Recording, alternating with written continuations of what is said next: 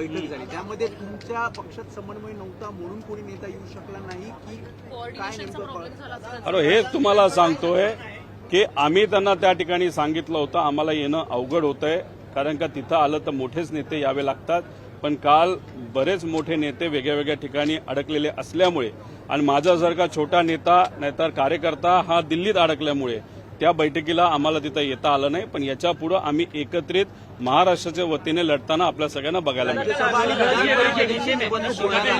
शरद पवार पुन्हा राज्यसभेचे उमेदवार असतील का? आपल्या पक्षाची भूमिका काय आहे? कारण काँग्रेसचं म्हणतंय की राज्यसभेवर आमचा उमेदवार महाविकास या देशामध्ये सगळ्यात अनुभवी आणि कालच आपण सर्वांनी बघितलं आहे की राजकीय क्षेत्रामध्ये पवार साहेबांना 60 वर्षाचा अनुभव आणि 60 वर्ष या राजकारणामध्ये आलेले कालच त्या ठिकाणी तो दिवस तिथं होता.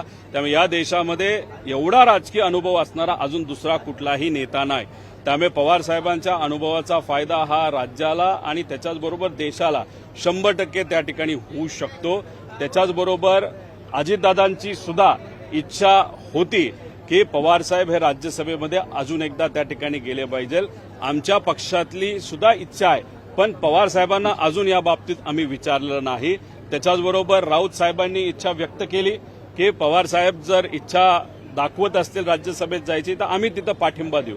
त्यामुळे या बाबतीत महाविकास आघाडीमध्ये पवार साहेबांच्या बाबतीतली कुठं चर्चा झाली असं मला तरी वाटत नाही, पण जेव्हा चर्चा होईल तेव्हा सर्व लोक पाठिंबा देतील असं विश्वास त्या ठिकाणी आम्हाला वाटतो.